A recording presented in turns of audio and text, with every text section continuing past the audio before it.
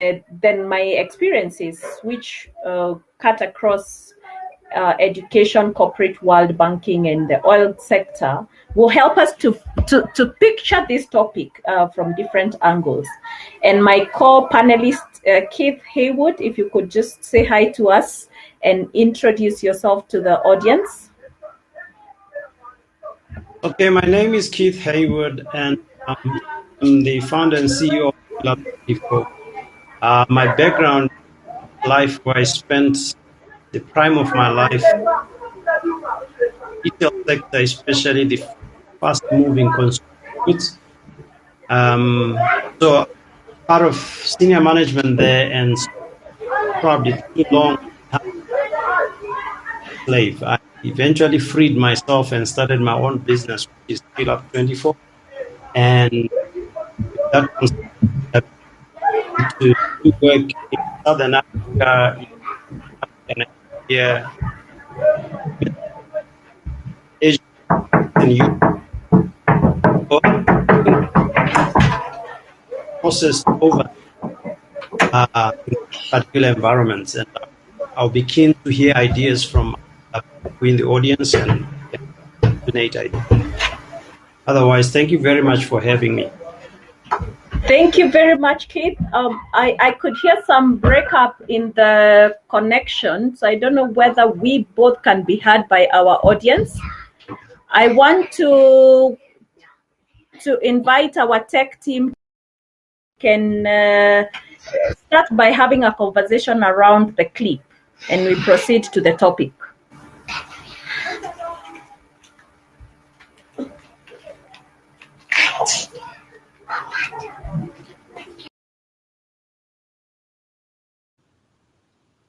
Keith, our tech team, to pop up the screen. Yeah, we need them to play the video.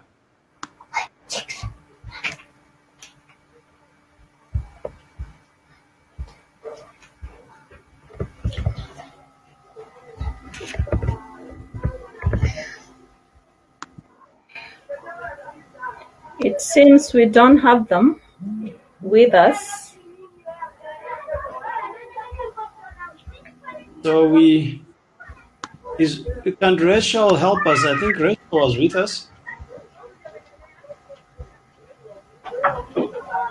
We might have to do without while we figure out how to work around that. Rachel?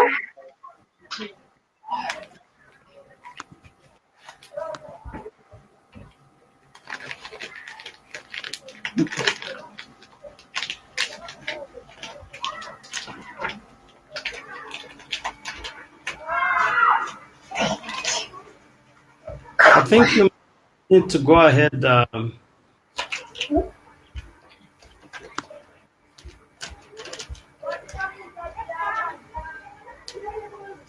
We could go ahead, Keith, I think. Hello. Yes. Okay, let me share the video with you right now. I'm on it. Thank you. Okay.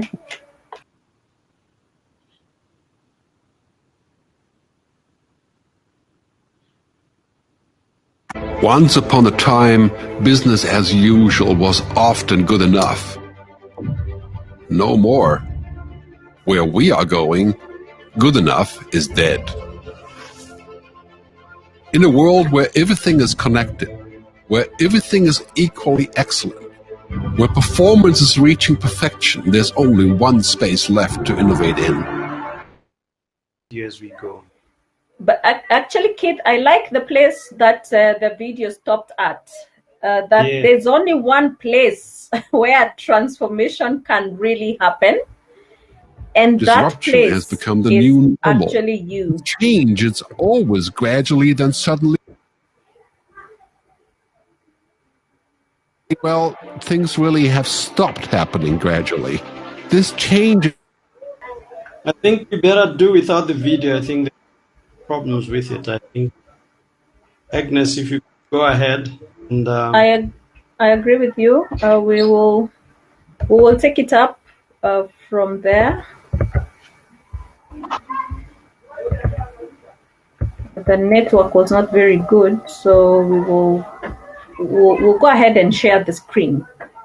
Yes. See my screen, Keith? You can confirm? Yeah, we can see. Yes, I can see your screen. Yeah, Awesome. go back. That's the video part. Yeah, we are at the video, but we shall proceed Yes, to the please. presentation. Yes. So it's a bit late. It's 5 o'clock. So we shall try to keep it maybe a bit shorter than we had anticipated, Keith, and to really welcome our attendees to have a conversation around our business case, why we must talk about technology, change, and culture all in one, and why now. We thought that we could begin by giving you a quick view of what the world out is looking like. Outside of our businesses, we are operating in a VUCA world. A VUCA world is one that is highly volatile, quite uncertain, very complex, and quite ambiguous. This is the world that is outward pushing our business to innovate, pushing our business to shift, pushing our business to adopt new ways of working. And this VUCA world, as much as we are aware, we can anticipate that change is coming, the rate at which this change is coming is very, very fast and furious. And that is creating such high levels of ambiguities, making it difficult for leaders to make the right decisions or to even steer the organization in the right direction. This VUCA world is also actually characterized by rapid changes in technology, hence the technology and digital revolutions that we are seeing. And what that means is that organizations are evolving, work as well is evolving. And as technology drives innovation and digitization, we are noticing that there is actually a convergence of technology and people. And the reason for this convergence is that digital transition is not dependent. It's not an independent phenomenon. It is dependent on the people to drive that particular change.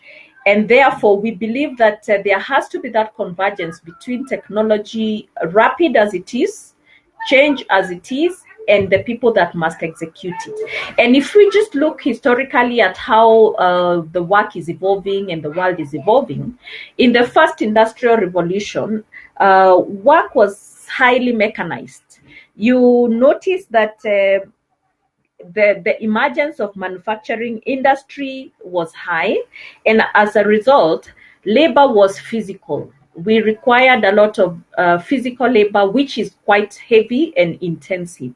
And then we got into the second industrial revolution, which is characterized by mass production. As manufacturing companies and businesses popped up, there was now capability to produce en masse. And what that meant is that there was efficiency in production.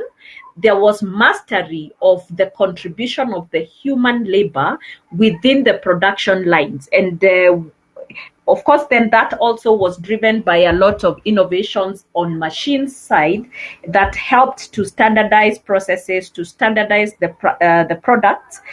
And what we saw then as a result was the fact that there was division of labor because somebody needed to master their piece or their portion quite well, and that was all they focused on. And then we got into the 1970s, 80s, where we got introductions now into the computer, and thereafter the emergence of automation. And with this emergence of the computer age, then processes continued to be improved. And now a bit of a shift from the mass production, we started to see an emergence of the knowledge worker. This knowledge worker is a master in a particular area of expertise. This knowledge worker is a strategic thinker, and therefore the emergence of knowledge work began to be seen in the workplace. Now, what happened is that because people were specialized, we started creating silos, because if you are a lawyer, then you spoke the legal language, and that legal language was only understood by the lawyers who are like you. If you are a human resource personnel manager, then you spoke with your people around HR, and that language was not being understood by other people. And then that is what then created silos. As we moved from the first, second, which was heavily dependent on managers, then the third industrial revolution created very good experts, and they were in silos themselves. However, as we're getting to the 21st century, we see then the emergence of the Internet of Things, the gig economy, the remote work, autonomy. These knowledge workers are now pushing for autonomy because they can deliver their knowledge from anywhere, typically from anywhere in the world. And that has then resulted to agility in the workplace, because you realize if you started out on this particular line and you need to change, then you just need to learn and you will become something else. And also we started to see interdependencies, multidisciplinary kind of work emerging. And I think this is where we begin our conversation today, looking at this fourth industrial revolution. What exactly does it mean? To me, I have been observing this as a consultant and noticing how work is changing. So I've got a new tagline to replace the World Wide Web, which was where we found solutions. Now, the WWW means work, which is changing, the workforce, which is evolving, and the workplace, which is evolving. So if we were to just look at how work is evolving, we have moved from the 8 to 5 kind of work apportioning to piece rate, to per hour rate, and that is going to be with us for a long time. If you look at how the workforce is shifting, you notice already we have 5 generations in the workplace, and I think we have a 6th generation, which is technology. Because technology now, with the bots and all that, we've got another element to manage in the workplace that managers were not looking at and were not thinking about as a co-worker. Now we do have that in the workforce. And if you look at the workforce right now, the average job tenure is 4.2 years. I mean, that's a very short time, especially when you look at the older generations in the workplace. And the shifts are actually now moving to a new workplace. This new workplace where nearly 40% of workers are not your typical full-time employee. And with the pandemic, what we have seen is that organizations have typically been moved to office-less setup, remote working, nearly 100%. So while the research was showing that by 2020 we'll be at 70%, I think the conversation has changed the last 8 months, the last nearly 10 months. We are getting organizations now being ready to move 100% or to have more of hybrid arrangements. All this is being enabled by technology.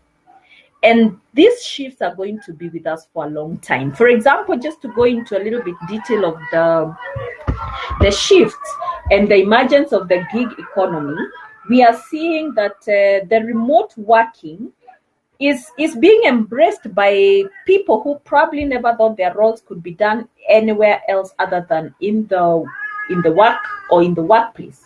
We also see that remote work is really shifting, in the sense that today, if I need to respond to anything in the office, I probably will respond to it from anywhere. So what we are seeing is that the world has become our new office. We don't need the physical locations anymore. And what that is doing is that we are diminishing the requirement for out of office. We used to put out of office on emails. We are also diminishing delegation policies where there was a clear person acting if I was to be away from the workplace.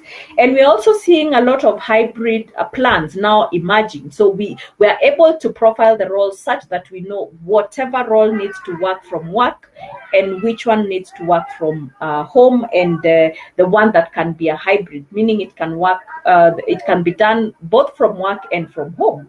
And what that is also doing is that because of the flexibility and autonomy that people are demanding for, we are seeing that there are people who are preferring to work less, and hence the piece rate is becoming more appealing. So instead of doing a 40-hour week, that week is shrinking up to 30 hours per week. And what that does is that it means that we have to shift our policies, to change our laws, while still staying within the overall laws at a national level. And I thought I could just put this picture to demonstrate to you how work has shifted. It's no longer a place, it's a space.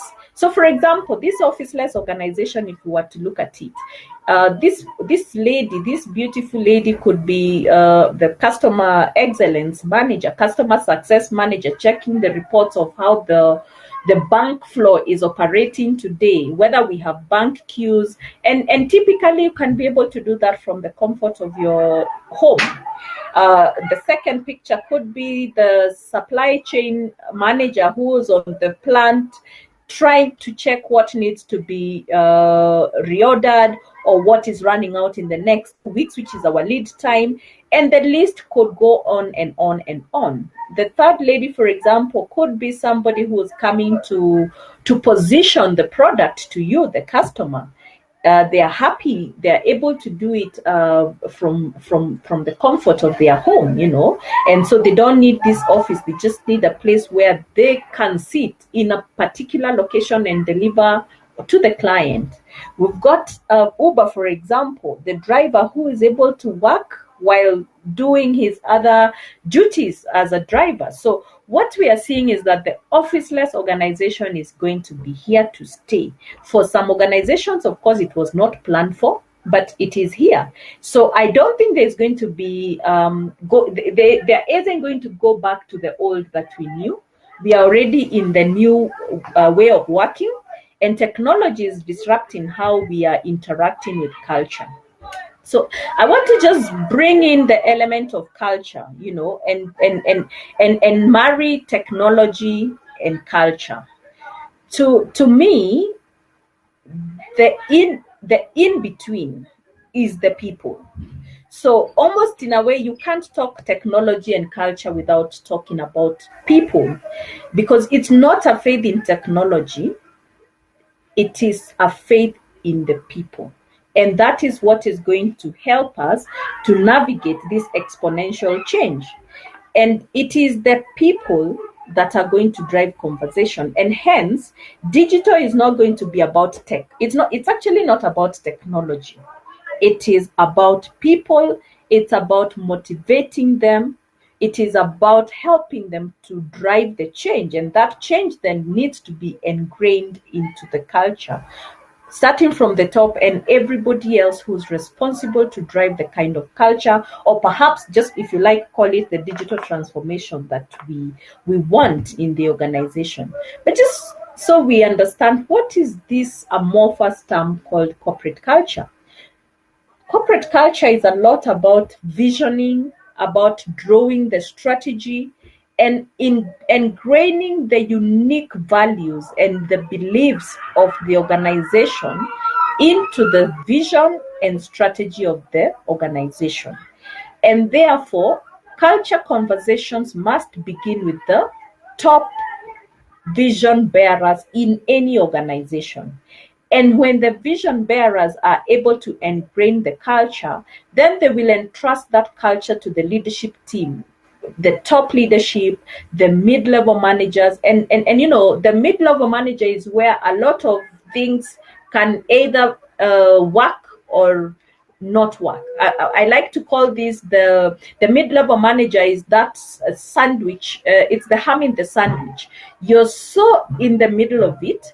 You're the juicy part of the sandwich, and therefore the success of the organization, especially culture, will be a make or break at that mid-level, because you are sort of like the one who is integrating the vision and the processes, or the lower levels, the bottom of the organization. So before we even think processes, we need to solidify that leadership, and to solidify it through people and bring in a mind shift change so that the organization can truly embrace digitization, technology, and automation.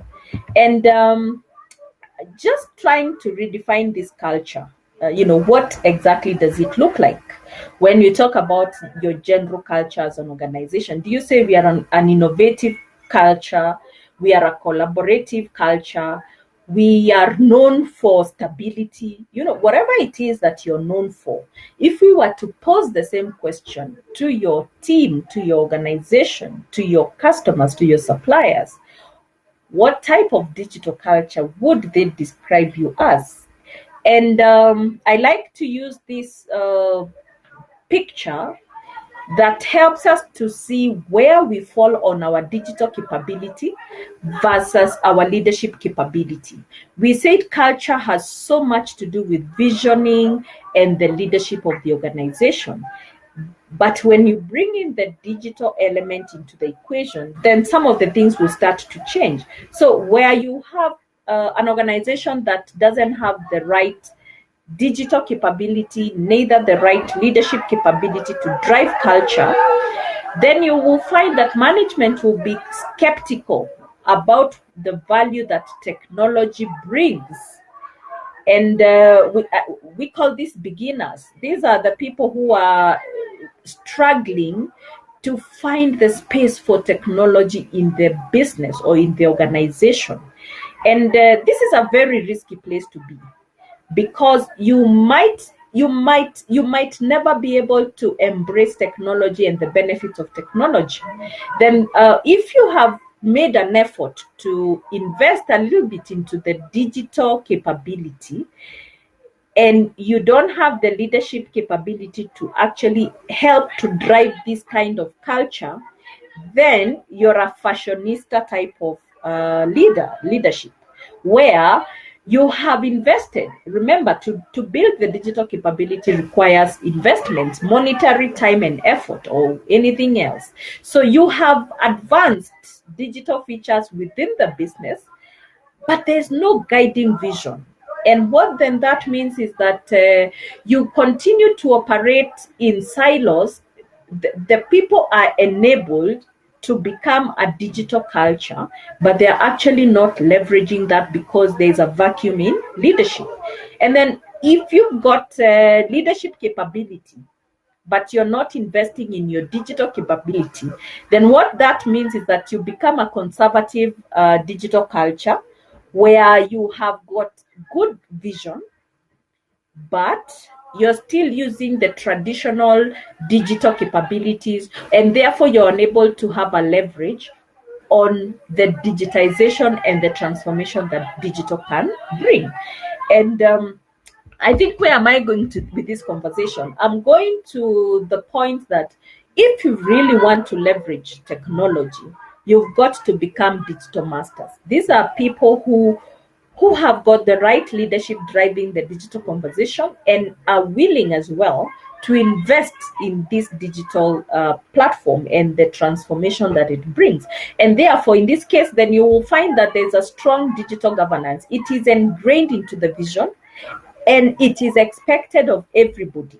And what that does is that within teams, cross-functionally, everybody is enabled to drive results using digitization, and transformation then becomes one of the things that we would expect as an outcome.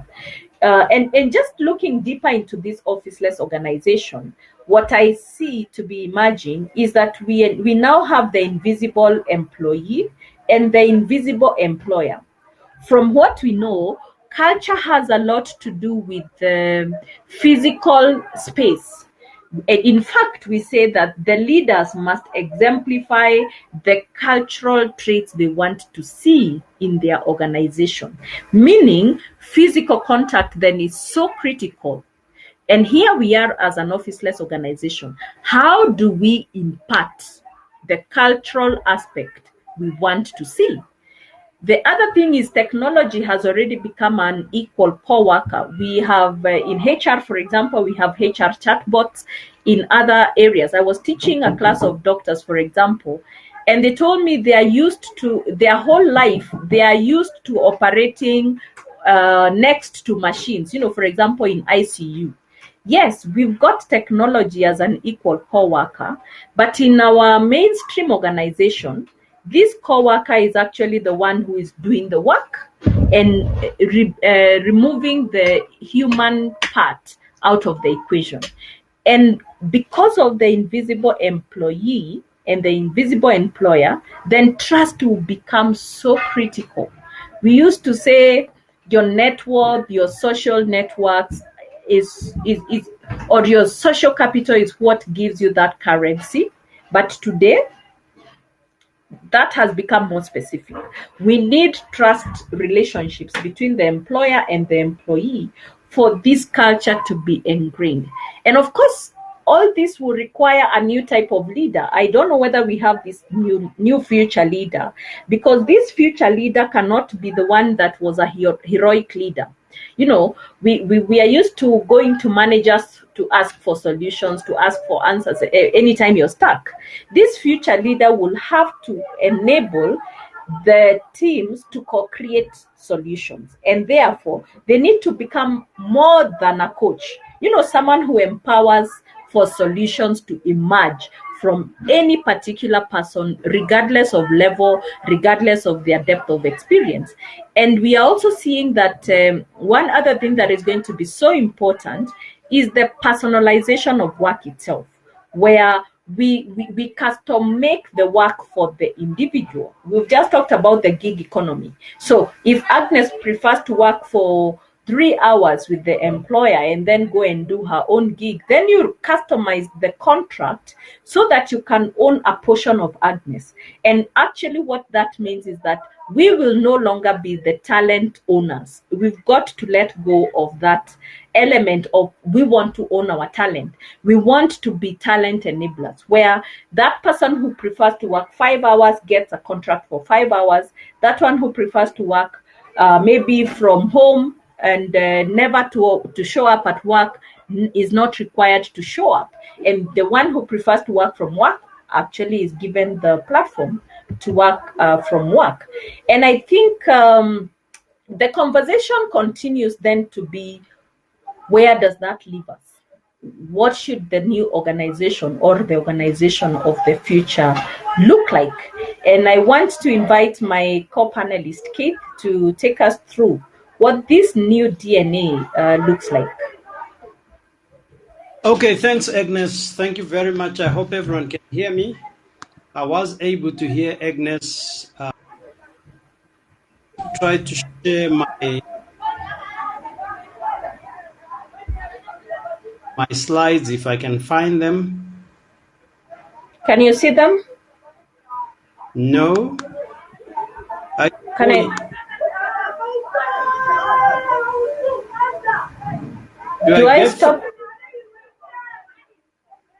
Do I go through presentation? How do I get my slide up? How do I stop the screen share? Okay, I've got thousands of them now. Great. Okay, I need to share my slides. I'm just trying to work out the mechanics of it. Is there anyone technical there? Do I go through presenting? I went to presenting in front of me.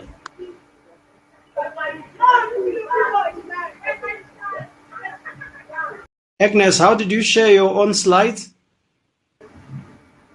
You've got to have your slides ready. Yes, they are ready in the back. And you need to have them in a slideshow mode. Okay. And I can see them. You can see them? Yeah. Excellent. Yeah, I've seen it now. Let me go past this. So, okay, thank you very much, Agnes. I think Agnes just nailed everything. I hope you guys can see my slides. Can you see my slides, Agnes? Yes, I can see them. Okay, excellent. Our big topic is the role of technological change in business culture. So Agnes has put the fundamentals of everything. I could almost stop at this stage. But those who are falling asleep, please wake up, because I'm just putting the icing on the cake.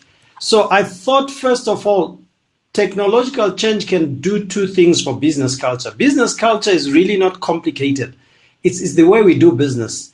You know, I am Sutu and I live amongst the Zulus. There's a way in which Zulus do things. There's a way in which Sutus do things. So there's a way in which each business does things. That's culture. Okay, so let's not complicate it. It's how we do things. So technological change can do two things. Two things. The first one, it can be an enabler for culture to transform and add value to the business. Business is all about making money. It's all about getting value. So technological change can put within your culture capacities to make more money, to get more value. So it can be an enabler. And the B part is that technology can be, there's no such English word, please don't copy this. It can be a disenabler. In other words, it can really mess you up. So, and this has to do with how you embrace or do not embrace technology. And Agnes spoke a lot about how this has to do with the way we lead, the way we understand work, the workforce, the workplace. We need to have that transformation. If we have the right transformation at the right rate, it's going to be an enabler. But if we resist and we hang on to the past, it's going to be a disenabler.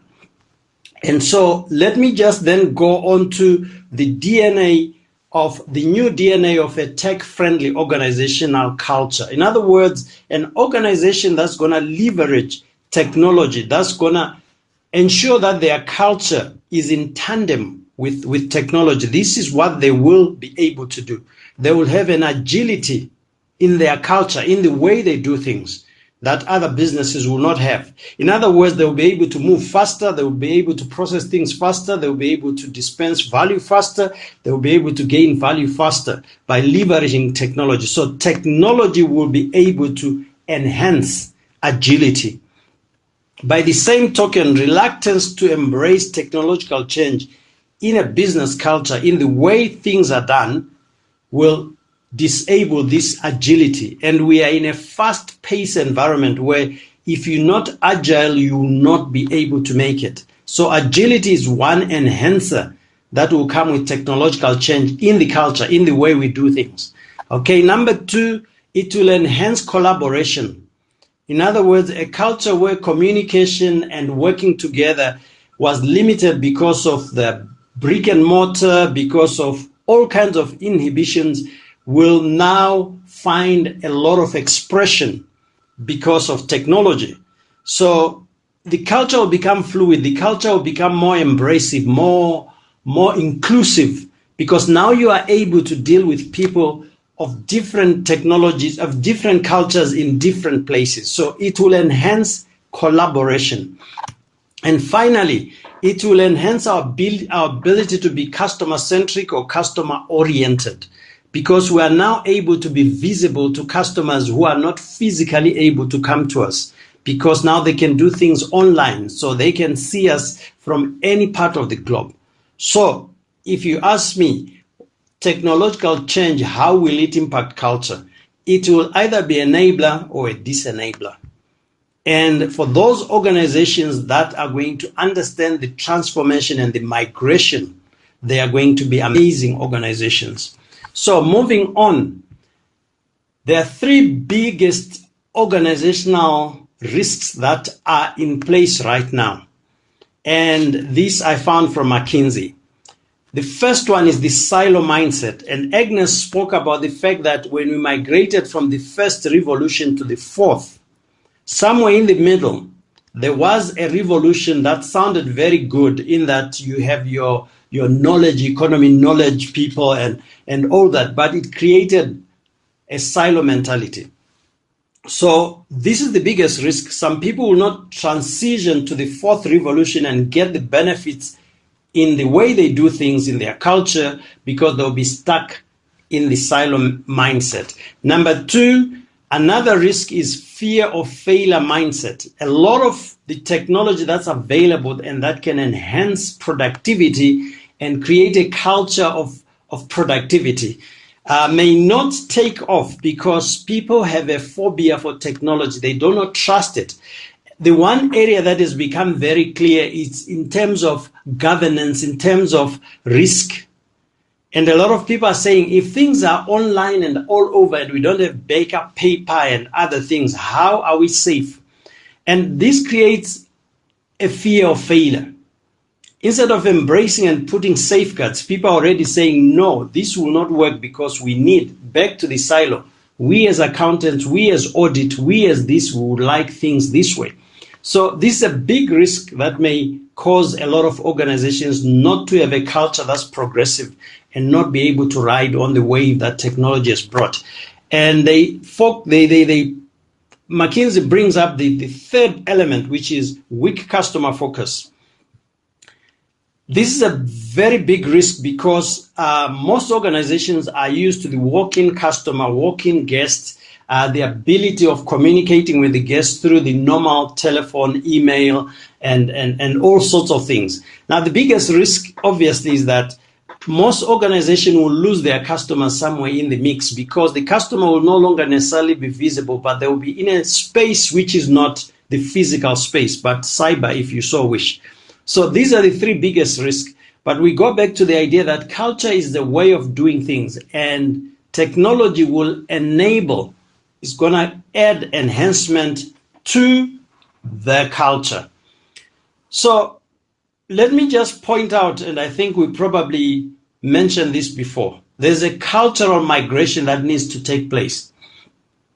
And that migration starts from here. And I think Agnes alluded to it. We come from a place where you have this guy who knows it all, who is a manager, who is qualified, experienced, has an MBA and everything else, and it's top down. They are giving it down, and they are the specialists, and that kind of culture will not be sustainable in a tech-driven, because you have all these youngsters who can ask Siri, for argument's sake. I saw a video where a young girl, please, you must find it on YouTube. It's an interview of a millennial. So this guru HR says, so if I want you to do spreadsheets and PowerPoint presentations for me for a meeting, do you know anything about PowerPoint and Excel and all that? The girl says, I don't know a thing about it. So he says, but how are you going to do it? He says, I'll ask Siri. Now, obviously, this is a total mind shift. So we are moving from this top down to a situation where we have people who do not really look up to us. And I think Agnes talked about the idea that we're going to move to coaching, to empowering. The next area is independent culture, where people are in silos. We've mentioned this already, where you have these individual experts. That also has phased out, and we are here at number 3, interdependent. That's why Agnes kept talking about the fact that an Agnes may want to work for 5 hours for you, or 3 hours, and they want to do something else. Okay, they want to collaborate with you. It's a gig that they do here, and they do another gig elsewhere. So, and we're going to have cross collaboration, outsourcing of things, insourcing, and all sorts of arrangements. So we need to be open to that. So technology has created this new playing field where there's greater interdependence, cross collaboration, and freelancing, and I call it e-lancing, where people are going to be e-lancing for you, and they are committed to the gig, and beyond that, they are not committed to you and your culture. So, excuse me, that's what I think technology will do for us in terms of culture. It's going to be an enabler or disenabler. That's the bottom line. So we moved from the me, I've told you what to do, do it, and we all know that historical, to the silo where we as accountants, we as lawyers, we as audit, we as HR, we as this, versus them who don't do things our way, who don't follow the SOPs and all that. We've moved from there to a we, okay, to a people who are collaborating and understanding that the whole is greater than the sum of the individual parts. So that's therefore, there are 3 imperatives in terms of this technology. And I come back to the 3 things. What will technological change do to our culture, to our functionality, to our way of doing business? It doesn't matter what department.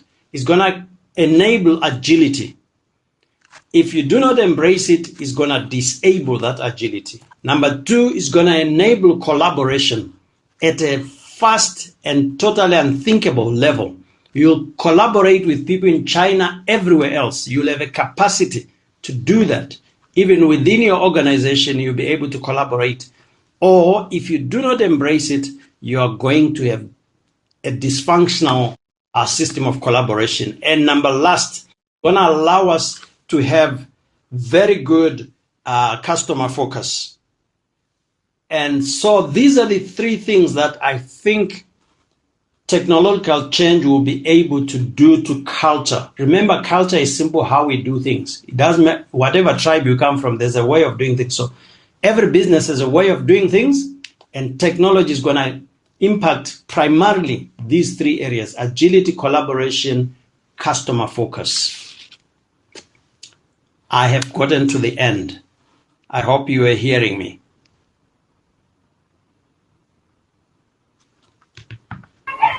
Yes, Kate, we could hear you very well. Yes, now I think we're the can hand over to the moderator. Agnes, are you there? Yes, I'm there, Keith. I'm saying that maybe what we could do is to really open the floor to conversations. Okay. And self moderate. Perfect. This is what it means to be agile. Absolutely, absolutely. I'm with you there. So let me do this. Allow me to share, because the moderator had given us some questions. Are there any questions to the audience there? Please feel free to jump in, unmute yourself, and talk to us. I did have questions here, so I'm gonna try to show them up, and then as people get questions, we'll then start from there. Okay. Now the first question that we got from other people that the moderator spoke to is, in your perspective, would you say culture is driving the emergence of new technology, or is technology shaping organizational culture? Agnes, I've been talking for a while, so please give it a shot. Thanks, Keith. I this is an interesting question, Agnes? actually. And yes, you can hear me. Keith, you can hear me? Agnes? Yes, I'm there. Yes. I can hear you well. Okay, so please tell me, the first question was this one. Did you see the first question? I saw it, so I can attempt. There it is. I can see it now. Yes, please attempt. I would say this is a very topical question, and I think for me it's I would say it's more of a paradox. Mm-hmm. In the sense that you need technology to drive a digital culture, but you need people to shape and to embrace and to drive technological advancement in your organization. So I say it's a paradox, because it's a relationship that is so intertwined into each other. But what I would say is, I would go to the graph that shows the leadership capability and the digital capability.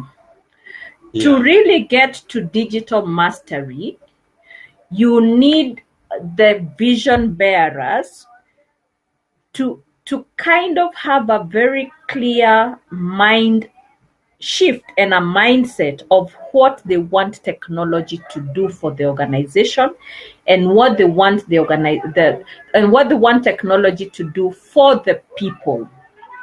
So to me, it begins with the vision of how should we do things, as you rightly put it. And when you've got that vision, then you're going to look for the technology and the innovation that answers your need as an organization. Yeah. So I'm a strong believer that if there is no leadership,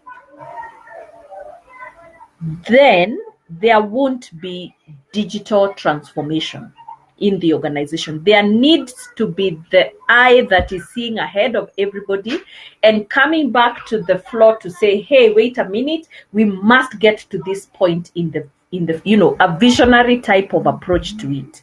And then because culture is our way of doing things, then it's not enough to vision, it's not enough to dream. We need to actually ingrain that the culture we want. So if we say customer focus is key for us, and therefore we see that technology is our biggest enabler, then we need to then get to the nitty-gritties of how we're going to implement this technology so that we can be truly customer focused.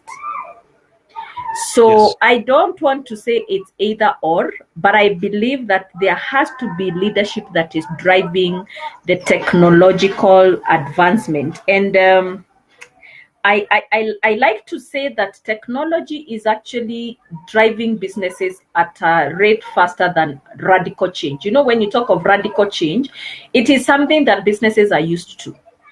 But for us to embrace exponential change, we need technology. We must embrace it. So I believe that they have to coexist. They True have that. to True. coexist, I and agree with there has to be leadership to drive that the technological advancement in the organization.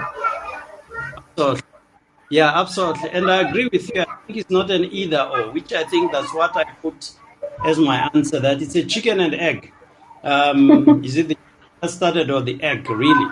And my thinking is that a need will create a technology. We have a need, therefore technology evolves. So culture can drive the emergence of new technology. But by the same token, availability of that technology can also drive the whole technology thing. So I'm with you there and I agree totally. Then you need a leader who's going to say, are we going to evolve technology to suit this need, or is the technology available that will allow us to do things better? So I think it's not an either or. It's actually like you said, a situation where leadership needs to guide which way to go. All right. Are there any other questions out there? If not, the second one is this one. Where and when do organizations draw the line between remote working and office setup? Agnes, you are talking quite passionately about this, so please start us on, and then I'll tell you the story of the Titanic. Keith, just this morning, I went to my office, to the workplace at Strathmore Business School, Yeah. and it was my first time to teach in the classroom since March. Wow. I have been teaching online since March because the president announced in Kenya on a Sunday that schools close. So if you were in the school ecosystem, you closed since March 16th. And 2 weeks ago, the minister of education announced that schools are going to reopen in a phased format. And all this time, we have been preparing as an institution. So when I went to the classroom, I was facilitating a session around delegating, actually, in the new normal, delegating and empowering your people. And it was my first time 8 months down the line, and I found that the classroom has now been fitted with tech enablers for hybrid learning. And actually, I had about 25% of my managers in attendance from home. And the rest of them were on the classroom, very nice setup. You know, we like the ambience of a business school setup. But only 75% of my audience was on that floor. And the institution has fitted this classroom so that we can enable that person who doesn't want to go to work to be able to do their work from home. And that one who prefers to go and work from work is also enabled. And where am I going with this? I see that the path breaking, the path breaking organizations are going to be those that are now asking, what do we need for work to get done? What type of workspace and workplace will enable for work to get done? And I would just recommend to anyone who's on this call and has to figure out this balance between the remote work and work from work is to really do a role profile. If you've got 5,000 employees, just map what roles need to be done or can be done from home. Whether or not your policy will allow them to work from home is a different story. But begin by profiling your roles so that you know what roles can be done away from work or from the workplace. When you have that clear, then evaluate what roles must be done from workplace as we traditionally knew it. So on the two extremes, you've got those that can be done remotely 100%, those that need and must be done from work 100%. And then you've got the in between. Some jobs can be done partially from the workplace, and some parts of that job can be done remotely. But as HR professionals driving technological advancement and transformation, you need to know who these people are on the continuum and the extent of the job that can be done remotely versus must be done at work. And when you have done that, I think it's a very good starting point. But then because we can start to see the trends of how our hybrid will look like. And I think in addition to that, you see what the pandemic has done is that it has also exposed the human being. And there are those that may never be able to get back to work because the fear, especially if they have the other existing conditions, then you already see that those are going to be your risky zones. So, and there is the healthy human being. We are not saying that they are exempt, from the virus, but we are saying that if we already know there's a pre-existing condition, we may not want to expose that person to the workplace, even if their job must be done from the workplace. And that helps us then to take it a notch higher so that we can have a good picture of who can work from home given a chance, who can work from anywhere with a hybrid arrangement, and then that will help us to craft strategies. So quite a long answer, but I think there are very many factors to consider, but also the officeless organization is here to stay. At least on that one, we are not going back, because when I got to the classroom today, I said, if my students are willing to study from home, why must I go to the classroom myself? So the employee is already asking, must I go? I have options. Give me the options, and then I choose the day I want to rise up and go to work, and the day I want to work from home, the day I want to work from 2 a.m. At least I will have the choice, and I will choose the one I prefer. Of course, that means the employers have to really be on their toes to give options, and then also be very open to discuss the negotiables and non-negotiables. And of course, that also means if your job must require contact, manufacturing, you must be next to your machine. Of course, then the game changes.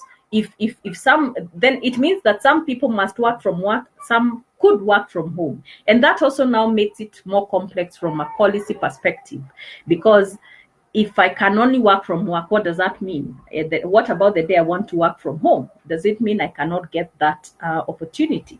So I think these are conversations that must not end here, Keith.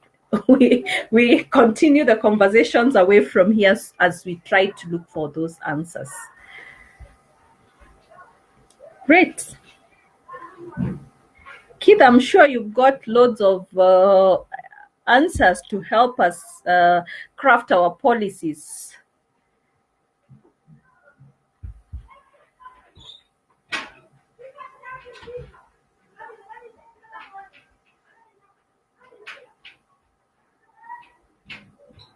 Keith, are you here with us?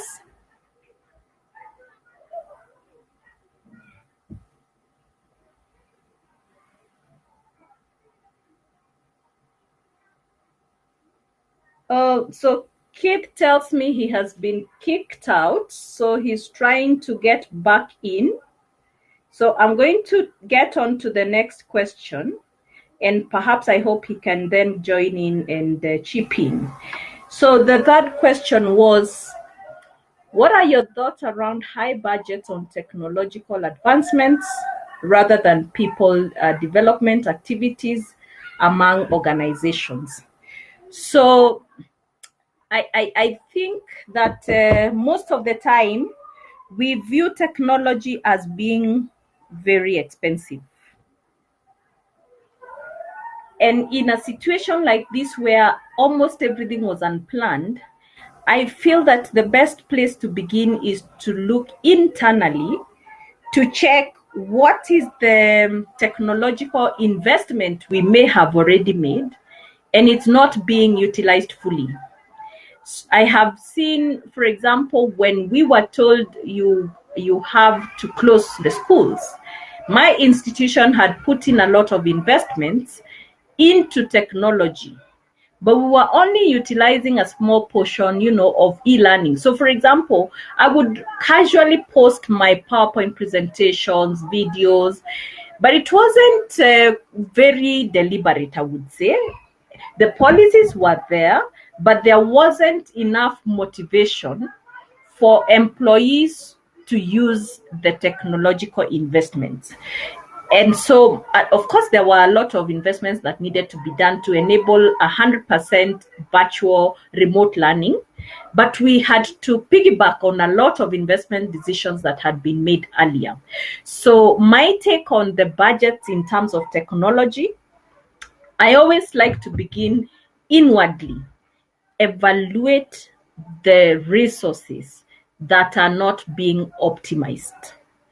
Identify them so that you can align and begin by optimizing those investments so that you can recoup your value or your intended value. And then the other thing is there are also some technologies that are not very expensive. So while some investments could be huge, there are some other investments that are probably just requiring a mind shift, embracing some of the facilities. For example, I have seen a lot of people using different video conferencing facilities. Some are very well priced, others are quite expensive. So again, when you're making your technological choices, you need to evaluate the cost benefit. You need to do a thorough analysis, and you don't always have to go for the most expensive technology. We've got some very good technologies like Zoom, for example, fantastic video conferencing facility. There were bumpy starts for most companies because of data security and Zoom bombing, but I think some of those things have really been tightened. So you don't have to really go for the exorbitant technological investments to make the leap into digitization. However, it is very easy to invest in technology at the expense of people. I did a poll actually in one of the webinars I was running, and I asked, how much retooling and reskilling have you done since the pandemic broke out? And I was so surprised that learning and development is one of those that have had the biggest leap in terms of seeking new knowledge with COVID. All these webinars, people all of a sudden are realizing, oh, there was YouTube. I could actually go to YouTube to look for solutions. Oh, webinars are free. I don't need to go for a paid training. So I see that there are so many opportunities to begin with what we already have. Of course, the tendency to forget that we need to reskill and to upskill is sometimes very high. And HR being the custodian of talent, you really need to put your case and justify why you still need to develop people. Because, for example, it's going to be extremely difficult to recruit external talent if all you're looking for is a specific skill that you don't have internally. So rather than fish out talent out there, it might be more cost effective to upskill what you already have. So for example, digitization is going to require a lot of upskilling and reskilling. It's going to require a shift in mindset to begin with, and therefore, to me, you've got to make justifications where development needs are evident, and also begin by utilizing what is already within your horizon, something that is accessible. And we need to do the same to technology, because I have also seen a lot of redundant technologies being brought in, and before you know it, it's obsolete. We need replacements, as expensive as it is. So Kate, I don't know if you're back on stage. I'm back. Great. So I'll give you an opportunity to tackle the second question around remote working. I've gone ahead to also tackle the third question around balancing between technological investment budgets and people development. So you can tackle both, each in turn. Okay. Let me do that. Okay, let me just. Okay. Let me. So my thought process is this. I was booted out. I don't know why, but I guess there's somebody who doesn't like me somewhere. So my thought process is this. In terms of budgets, high budgets on technological advancement and people, I think I agree with Agnes. The little that I had when I was back, it's not an either or. Okay. In other words, leadership must come into play here, and priorities based on strategy must come into play. There could be reason to invest a lot in technology at a certain given time and less in people development at a given time. And then there could be reason, again, to invest in people development more than technology at a given time. So I don't think it's a cut and dry black and white situation. So it's not an either or. It has to be driven by clear leadership, clear vision, and clear values and clear strategy. Yes, there will be a tendency of displacing people with technology, and I think Agnes did mention of the fact that between your culture and your technology, there's people in between. And even the video we're trying to play was that when everything else has been automated, digitalized, we will still need the human, because there is things that cannot be digitalized or automated. So the role of the person and their development cannot be diminished because all of a sudden we can click this and click the other. So I think I agree with Agnes on that. Maybe a few comments on young population being the major consumers of technology. I don't know if you had gone that far. Where do you see Africa with a majority young population, 5 to 10 and 20 going? It's really the most exciting thing. The fact that Africa has the youngest population is the best thing that has happened to Africa. In fact, we are going to be the next made in, we'll stop the made in China. It's going to be made in Africa. And because our young people, in their numbers and their embracing of technology, have leaped from where we were as boomers to where they are now. So they are going to be very innovative and they are going to move faster. So we're going to be the China of the future. There's lots of literature around that fact, as a matter of fact, if you research it.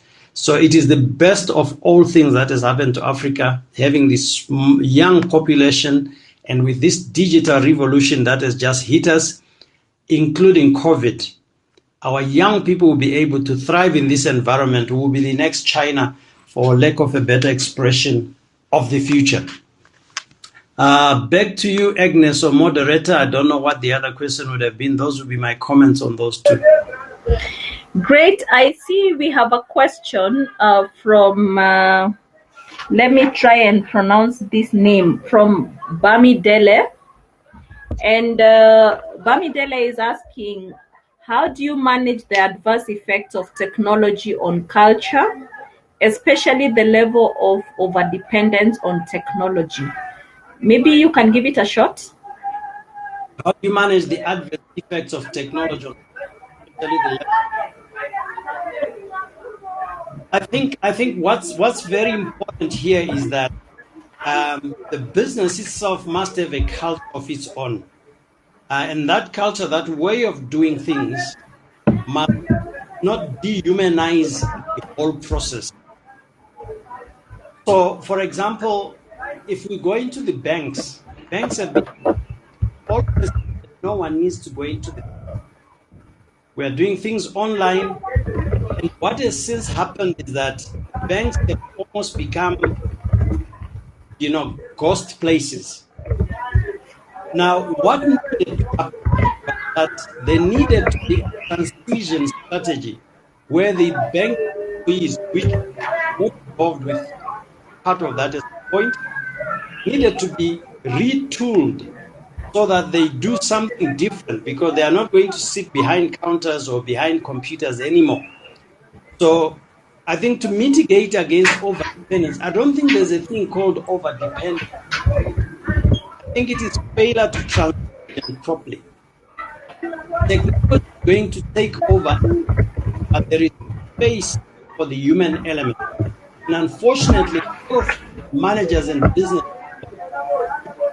that they have that can do work faster and that they are overexcited.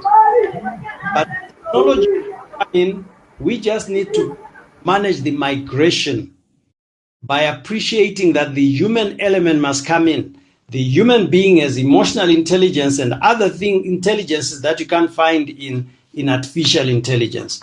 And so we need to just find a way in which we transition that process. But yes, I hear where the question is coming from. There are a lot of people who have been excited by this new technology, the apps and all that, and they've just switched onto that at the expense of the people. And the culture has been lost. I remember going in Thailand, and I walk into this shop, and as soon as you hit the entrance, there's a voice that says, "Welcome to our shop, have a good afternoon." It did not register with me emotionally. I realized it's just some beam that just sensed my movement and just say that. But I didn't feel like, therefore now I'm going to shop. These guys are very polite. This is a nice place to do business. I just walked in and walked out because I still needed a human being. So leaders and business people need to find a way in which they transition and appropriate the technology in the right place. I don't know if I answered you, but if I didn't, Agnes probably could also take a shot at it. Thanks a lot, Keith. I could chip in and add just a few pointers. My observation is that with technology, there will be emergence of new roles, new types of work, and others are disappearing. And when I look at overdependence on technology, I still see that there is a lot of interdependencies. It's another paradox in my view, because we are still interdependent on this ecosystem, and therefore I see that there will be new ways of working will be emerging. The human, of course, will not will be needed, and humans will be doing that which technology cannot do by itself. And so I would want to just say, in addition to what Keith is saying, that yes, there is the elements that we will quickly forget that we humans used to drive, but we will still need a lot of coexistence so that we can leverage technology for the right things without losing that human touch, because it is going to be what will keep us in our jobs. If anything, humans were made for work. And I see that we will continually create new ways of work, and technology will continue to be our enabler. That's my take. Yeah, I must just add that for those who are in employment or who are in work, who are working for somebody or for an organization, what's going to be important, where we are saying that the human part will still be needed, we are going to change the value that we've been adding. Your value add needs to change. That's where personal branding and things like that come into place. It's important that the organization you work for realizes that with or without machine, there is something you bring to the party that the machine cannot mimic or even estimate. So you must reconfigure your value addition. You must reconfigure your value addition. Ask yourself, if you were the one who was filing things and clicking, anything that you were doing that could be automated will be automated. So you must therefore go back and say, what would be my value addition? What would be my unique offering in the business? And each one of us have a certain unique offering, and we must develop it, leverage it, and put it on the table. If you do not have a plan to do that, it will cost you. So that would be my thought. I think we have overshot our time. If there are no more questions, I don't know if we have our moderator. This could be a good time to close the session.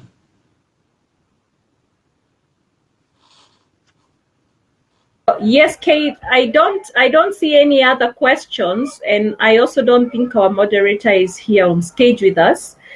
I would say that it's a good place to stop. It's been a long day. We've gone over into the networking space. So yes, I totally agree. I've posted the link for the video on the chat, on the discussion.